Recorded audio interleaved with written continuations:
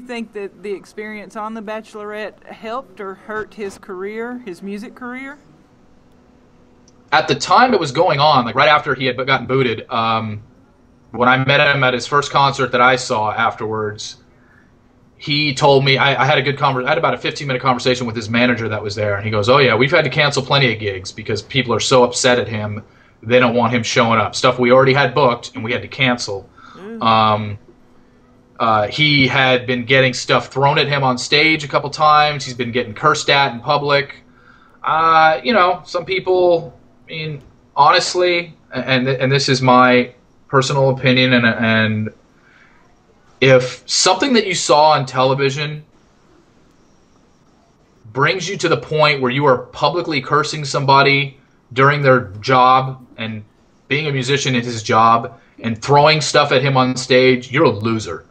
There's no other way to put it. I mean, it's just because honestly, nobody knew who nobody that watched The Bachelor except for, you know, maybe his friends or whatever. Obviously, the majority of the people that watched The Bachelor had never heard of the name Wes Hayden before last season. So the only Wes Hayden they know are the 8 episodes that they saw on television. So basically, your opinion was formed by what you saw on television. And if it brought you to that much anger and that much disdain for somebody to where you would actually go out of your way to publicly and humiliate somebody, then you've got problems. And it's just... It's as simple as that. I have no respect for somebody that would do something like that. And Wes, and I was there for some of it. I went to my own eyes of some of that mouthing he got from people and how many people actually believed the show. And, oh, my God, I can't believe you said that to her and did that to her. And just like, people are crazy. That's all Lisa, you heard that, right? Lisa's got problems. I hope. Therapy. You know, I mean, I just don't get it. I mean, If a television show like this can get a rise out of somebody that much to the point of that, it just, I don't know. Maybe I watch the show a little differently than most people, but that I don't get it. I don't see how that could possibly, how you could hate somebody based on how a TV show portrayed them, because obviously you've never spoken to them, you've never emailed them, you've never talked to them, you've never met them. So the only impression you have of Wes Hayden is 8 weeks of a television show that is highly edited and highly manipulative, and that's what you got. And so that's your opinion of Wes, and you know, it's very weird, very, very bizarre. To me, the Bachelor, Bachelorette franchise is a little different than a lot of reality shows because we're to believe that these people have come to find true love, and we get to watch my future wife is here, Jake keeps saying, and yet they want us to stay out of their personal life, and it's just a television show. I think they need to get on one side of the fence. It's an unnatural situation. It's bizarre. It's pretty crazy. Yeah. And I think they kind of ask for what they get, in my opinion. Yeah, I mean, I think the reason, like, I like to make fun of the show, and the reason I do, and if you want to call it my agenda, is that shows like Rock of Love and I Love Daisy and For the Love of Ray J and all those shows on BH, the dating, it's the same concept. It's one person with 20 to 25 guys and you whittle it down to one. Same concept as The Bachelor, except those shows make fun of themselves. Those shows, I mean, inherently just watching it is comedy, but The Bachelor wants to portray themselves as a little higher moral quality and, you know, no, we're here to find love and those shows are just trash. Well, no. It's the same. You're the same thing. You're just trying to mask it because you're on network television as opposed to cable, and you've had one marriage in 18 seasons. And you know, don't try and tell us that you're anything but what you are, which is a dramatic television show that will do anything at all costs to get people to watch. And you know, if this show was producing a marriage every season, then I'd believe it more, but it doesn't. So, and you know, it is what it is.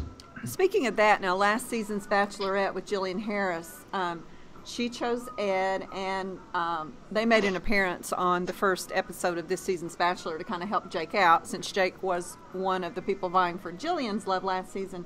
And they seem, I mean, what is the buzz you've heard about Ed and Jillian? I know they had a kind of rough patch right when the show was over because of the sexting he was supposedly doing with other girls at the same time.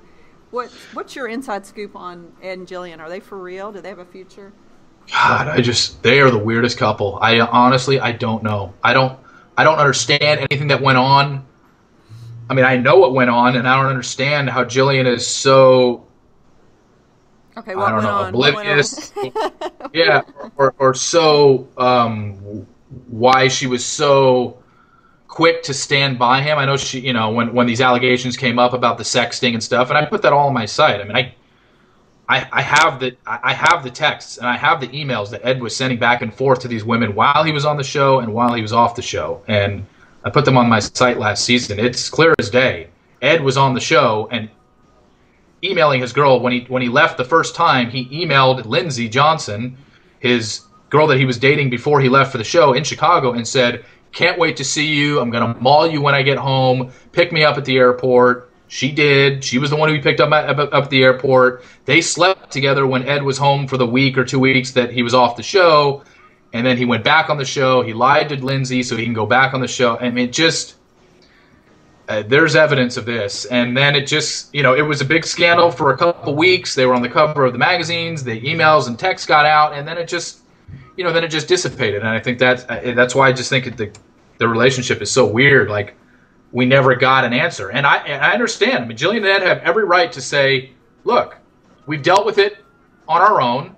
Stay out of it. It's our business. That's fine. But don't think that people aren't going to ask questions, because, especially when the texts and emails came out, it's like, well, why are you standing behind a guy who was sexting other women while he was on the show with you? But she won't answer it. She will just say, like, we've handled it internally. Okay. Do you think they feel like they have a better career if they're together as a couple, like a wedding on television and maybe a future reality show or all that kind of stuff? Without a doubt. That's probably playing into a little bit. I mean, she did move in with him, so maybe they are a little more serious. I don't know. It's just a very weird relationship. You know, I'm friends with Tanner from last season, and Tanner told me that Ed was going to be out here in February. So there's a good chance I'm going to get to meet Ed finally and maybe get to the bottom of something. I don't know. I doubt he'd tell me anything. Has Tanner looked at because he knows. Was that Tanner the foot dude? Yeah. Once again, more ABC drama that they're stirring up. Tanner doesn't care one iota about women's feet. He's not. He doesn't. No, he doesn't care. He goes, it was just. He goes, they told me to ham it up for the cameras, so I did. And he goes, it's simple as that. He goes, I don't care about women. He goes, I'm not. You know, on the show they made it seem like it was a deal breaker. If you had ugly feet, there's no way Tanner would date you. He goes, I don't care. He goes, I like, you know, he goes, if women have pretty feet, that's great, but I'm not going to dump her if she's hot, but she has average feet. I'm not going to dump her. So, yeah, I mean, it's you know, they just tell these people, look, you know, go with this, run with this. And it's just, that's what I'm saying. It's just not, it's not real. It's not, these people that the one-on-ones you see with them, they're force-fed questions to get certain answers out. And, you know, the Tanner thing was totally exaggerated. Totally just go with it. You know, this is going to be you for this. We're gonna portray you as this, and he went with it because, you know, having met Tanner, everything I saw on the show is pretty much to his character. He's the life of the party. He is a social butterfly. He wants to be the center of attention. So he knew by going with that, he'd get more camera time because he'd be the weird guy from the show, and he went with it. He doesn't care. He was just like, whatever. I was on TV longer. You know, he had a good body. Yeah, he did have a good body. Yeah, he did. Film. Now, please tell us that the situation with Reed is for real. Tell us Reed was really in love with Jillian and came back for her, seriously. I don't know enough about that one to answer. Just say yes, then. I know he didn't fly back to Philadelphia and say, you know what, I'm having second thoughts. I need to go tell her again. I know for a fact that didn't happen. He didn't go back home and then come back. And go back to Hawaii. So knowing that, I think he was kind of strung along for, hey, this will make a good ending for our finale. Why don't you do this? And it just, I don't believe anything I see on the show, so it's very hard for me to comment on that. But the Reed situation, I don't have any inside source. I don't have any inside info. I just know based on the track record of the show, kind of what their thought process was. They just wanted a kind of a boffo finale and figured, well, let's have the guy who got eliminated at 3 come back and profess his love and kind of go from there. But I do know for a fact that Reed was asked to be the next Bachelor and turned it down because the money wasn't right. I do know that. Interesting. So what do you think of Jake as the Bachelor? Do you think he's just, I mean, any kind of tailor-made? He's so cheesy and willing to do anything, or do you think he's there for sincere reasons? Yeah, I think he's. I mean, you know, I make it seem like I hate Jake. I don't hate the guy. I don't know him, so I can't sit here and say I hate him. I don't find him to be very compelling television. I think he's kind of cheesy, kind of dorky, but for ABC and for what they're looking for, I think he's perfect for this show. I think he's one of the more sincere bachelors, but you know, that doesn't necessarily translate into good television, and I don't think he's good television. I think that's why I think that's why the story so far for 2 episodes are going to be have focused on the women, because Jake is kind of a dull. He's kind of a lump on a log. So they're trying to focus everybody's attention on the drama in the house, as opposed to, look at this great bachelor we have. He's not very wordy at all on his dates. He doesn't seem very interesting. He's hot. So, he's very hot. you know, he's a good-looking guy. You know, obviously he's put together and he's an attractive guy, but I don't think he makes for great television. And but he's good for them. He's good for what ABC needs, because I think he is willing to do and say whatever they want him to, because he's Jake. Well, let's talk about your blog a minute. If when you provide spoilers on your blog, do your readers, do they ever get upset? Do you get any negative feedback from them? No. The negative feedback I got for the Jason, Molly, and Melissa stuff was that I didn't release it early enough. Like they were just like, would you stop with the clues already and just tell us? So then this time around, I just said, screw it, here it is. And I just left it at that. And I made sure that I said, look, and I understand some people don't want to be spoiled. That's fine. But it's kind of one of these things where at this point, I've gotten to the point where with the show where it's almost like butting heads with ABC. Like, I want now, because I know that they hate me, and I know that they tell their contestants not to talk to me.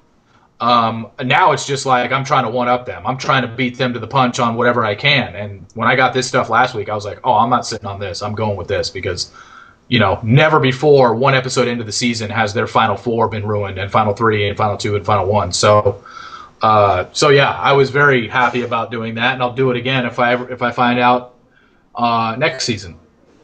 Tell us how you do that. Yeah, how do you get your information? Yeah, who is it? I want to write it down now. Yeah, you know what? Here's what I'm going to say. I will say this. The sources that gave me the information on Jason, Molly, and Melissa are not the same sources that gave me